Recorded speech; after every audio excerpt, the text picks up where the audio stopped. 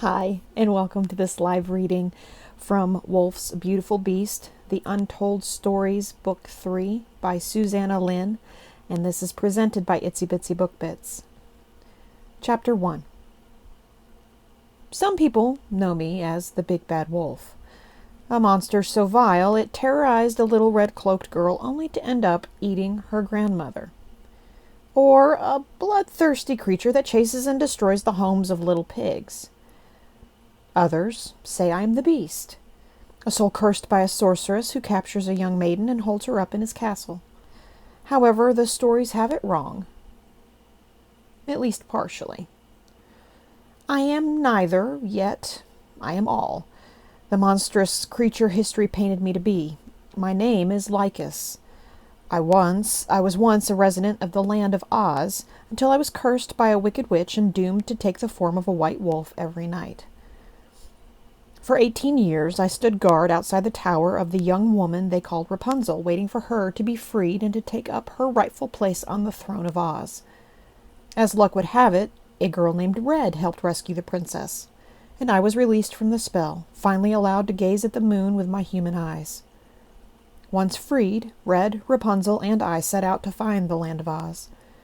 But a chance encounter with a woman living in an abandoned castle would set steps in motion that could not be undone.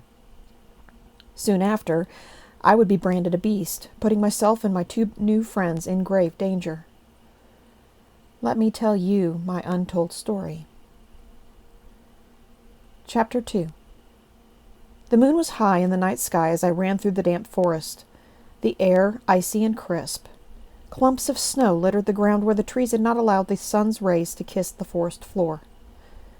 I pulled in a deep breath, letting the clean, cold air fill my lungs and energize my body. Pushing my legs forward, my bare feet digging deep in the wet earth, I kicked up mud as I sped through the trees. I felt alive, for the first time in years, allowed to see the moon's alabaster light with my own eyes. Few would dare explore the deep, dark reaches of Black's forest at night. Most wouldn't dare come close in the day. The curse of the wolves had plagued the woods for so long Timberguard had turned into nothing more than a tiny port village covered in mud. However, I did not fear the wolves. I had been one of them for so long I felt connected even in my human skin. I came upon a break in the trees revealing a canyon. The gap was far too wide for any man to jump, and the cavern so deep one would easily perish from the fall. But not me. I ran for the edge, my feet kicking off the rocky lip. I sailed through the air like a phantom breeze had picked me up and was pushing me across the wide expanse. Landing without breaking my stride, my feet left deep impressions in the soft soil on the other side.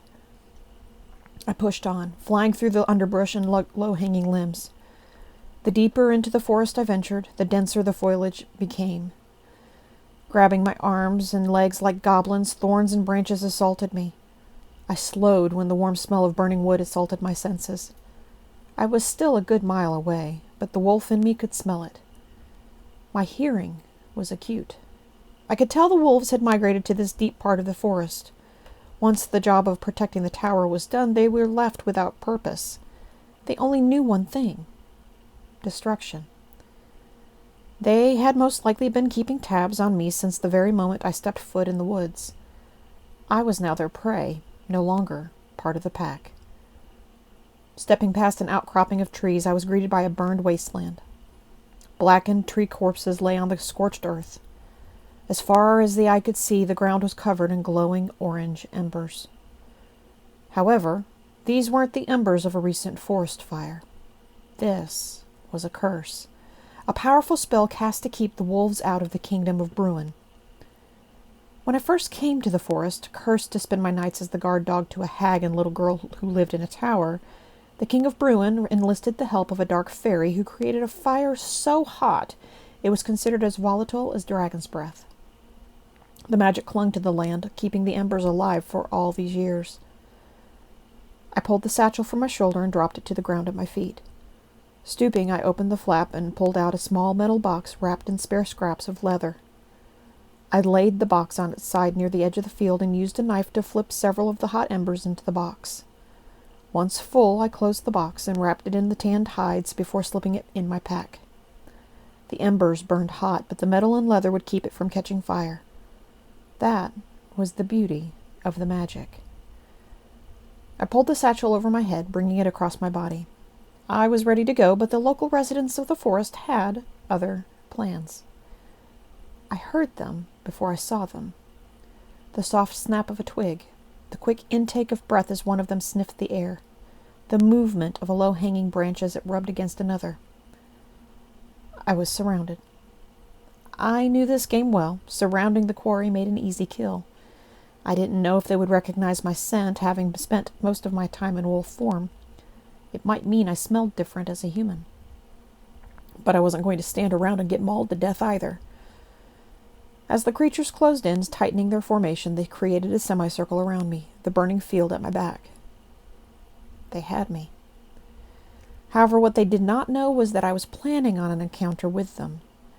I only hoped my plan would work. Even more so, I hoped it wouldn't affect me. I pulled a vial from the pocket of my trousers. It was a mixture of belladonna and wolfsbane. Red said she had used it more than once to ward off the wolves before. This time, she made a concentrated dose. I backed as close to the clearing edge as I could, hoping the wolves would come closer. They circled me, their teeth glinting in the moonlight as they snarled. I took in a deep breath and held it. Swinging my arm as hard as I could, I threw the vial down in front of the wolves. A thick cloud began to rise from the shards engulfing the area in fog.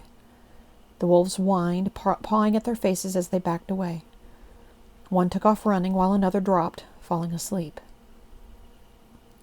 In their distraction, I took my chance. Breath still held, I bolted through them to the forest. I took several long strides before daring to breathe again. The air was clean and crisp. Tearing through the underbrush, I put distance between the pack and myself, hoping they would remain distracted. There was still no sign of them by the time I jumped the ravine, making my way into the safer part of the forest. I knew this was the last time I would ever venture into this forest. The curse was lifted and I was free. However exhilarating the notion was, there was also a sense of mourning. For years I had known nothing else, and I would never have to do it again. Before long, my legs took me north, ignoring the call to Timberguard. As the sun peeked over the eastern horizon, I broke through the foliage into the tower field. Rapunzel's prison stood before me, cold and empty. A tangled mass of hair braided into a rope hung from the open window, the only clue of the liberation of Rapunzel. I knew I should head back to Timberguard. Rapunzel and Red would be waiting for me at the docks. However, the tower called to me. Like a compass's desire to point north, the tower guided my steps. Soon I was scaling the rough brick wall, hands gripped tightly around the hair. At the top, I heaved myself over the stone lip of the window. It was dark and cool, the fire long extinguished. I rifled through some of the old things strewn about the room. I grabbed the flint rocks by the hearth, storing them securely in my bag. Rolling them to fit, I stowed 2 of Rapunzel's dresses. She is much smaller than Red, even for her age, I thought. At least now she will have clothes that fit. I had all but given up trying to find anything of use when I stubbed my toe on a loose board near the window. "Blast!" I cursed, leaning down to rub the injury. "What's that?" I questioned, noticing a gleam from around the edge of the loose board. I dug my fingers around the board and pulled. It popped back to reveal a black dagger. It was unlike anything I had ever seen. It shined like dragon glass, black as obsidian. Gently, I picked it up. It was heavy, as though made from a solid piece of stone. It had intricately carved vines over the hilt, and a carved rose on the pommel. It was both beautiful and terrifying. "What in the God's name would Gothel be doing with something like this?" I said, standing. The idea of what she might have done to Rapunzel had we not rescued her made my gut twist. Pulling my bag from the shoulder, I made to stow the weapon. Suddenly, a loud screeching erupted from high in the rafters of the tower. Black feathers assaulted my face, and I fought off the crow. "Bloody stop!" I screamed, swinging the dagger. "Back, I say!" The crow racked its claws at me, pecking with its beak. I backed away, hitting the edge of the window and tilting backward. "No!" I screamed, feeling my weight go back. I reached out, trying to grab anything. In the confusion, the crow grabbed the dagger, scratching my hand in the process. Flying out the window, it threw me further off balance. In my shock, my satchel slipped from my hand. I could not stop my body from falling backward out of the window. My hands flailed for the length of hair as I fell, trying to slow my descent. Before I had time to even consider the possibility, my body erupted into my wolf form. Twisting in midair, I tried to catch myself, but landed hard on my back, the air escaping my lungs in a puff. I gasped in the cold morning air, letting it soothe my bruised body as the adrenaline continued to course through my veins. How did I do that? I wondered. And how do I turn back? My heart started to race. I just got my human life back. What have I done? Become a man. Become a man, I repeated. I tried imagining my body changing back, but nothing worked. I let the panic take over a few more moments before forcing myself to calm. Rapunzel can do it, I thought. I just need to get back to Rapunzel and she can fix this.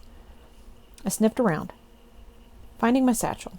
Nosing it open, I found the contents inside were intact and accounted for. I snatched it up and ran for the village of Timberguard, where Red and Rapunzel would be waiting. I approached the village tree line cautiously. Thankfully, Red's Grand's hut was close by, and people were still wary of the forest. I managed to slip through unnoticed. Upon approaching the shack, I saw Gran outside hanging a blanket on the line. The wind caused the fabric to fly. I trotted up to greet her, but was given a blood-curdling scream in response. She threw the blanket at me. Turning on her heel, she made for the woodshed and snatched up the axe. "Come at me, you bloody demon!" she growled. "I'll make a nice rug out of you." "Gran!" cried Red, tearing out of the hut at bow in hand. "Wait!" cried Rapunzel, who had followed Red. "It's Lycus!" All three stared at me in bewilderment. I whined, dropping the satchel at my feet. "What happened?" asked Rapunzel, passing Red to come rub my head. "How did you—" I whined again in response. I hoped she would be able to help. I didn't want to go back to the life I had known. "Well, have you tried turning back?" Red questioned, putting her bow back over her shoulder. I snorted as I glared at her. "Sorry, I was just checking," she teased, having picked up my meaning. "Standing out here for all to see isn't going to do him any good," said Gran, dropping the axe. "We best get him inside while we figure this out." I practically had to crawl to get through the door, but with a bit of maneuvering, we all got safely inside. "Without knowing how he changed, I'm not sure how to undo it," Rapunzel said. "It's not like you knew how to remove the curse in the first place," Red offered. "Just do what you did then." "What if it makes him worse?" "Worse than a wolf?" "Girls!" snapped Gran. "Stop this! The poor thing needs your help!" Rapunzel turned to me. "Lie down. Try to get as comfortable as possible." Lying on my side, I stretched out. Red moved furniture as my size took up most of the floor space. "Now think back to when you used to transform, how your body felt," Rapunzel instructed, placing my head in her lap. "Relax, and your body will change. And will your body to change?" I did as she asked, breathing deeply as I imagined how my body used to contract and change. In the beginning, changing was agony. But over the years, I had been able to transition quickly if I didn't fight it. Red gasped, and I opened my eyes. My human eyes. Gran threw a quilt over my body as Rapunzel continued to stroke my hair. "You did it," she praised. Sitting up slowly, I pulled the quilt around me. I have no clue how. "Speaking of how, why did you change in the first place?" Red asked. I told them all of the run through the ash field, the wolves, the tower, the dagger, the crow, and eventually the fall that led to my change. "So you go all wolfy whenever you're scared?" Red mused, sitting at the table. "Red," Gran and Rapunzel hissed in unison. "What?" Red defended, sitting up straight. "I just want to know what we're in for on this journey." "Perhaps you should get dressed," Gran instructed, motioning toward the small bedchamber. "I'll get you a new pair of breeches, though Red will need to run into town to get you new boots. You know, Lycus, you're probably the most expensive pet I've ever had." Red giggled, heading for the door. "Seriously, Red, must you?" Rapunzel scolded. I merely rolled my eyes. Red threw on her hood, stepping out. Just before she closed the door, she poked her head in. "If you're a good boy, I'll stop by the butcher to see about getting you a bone."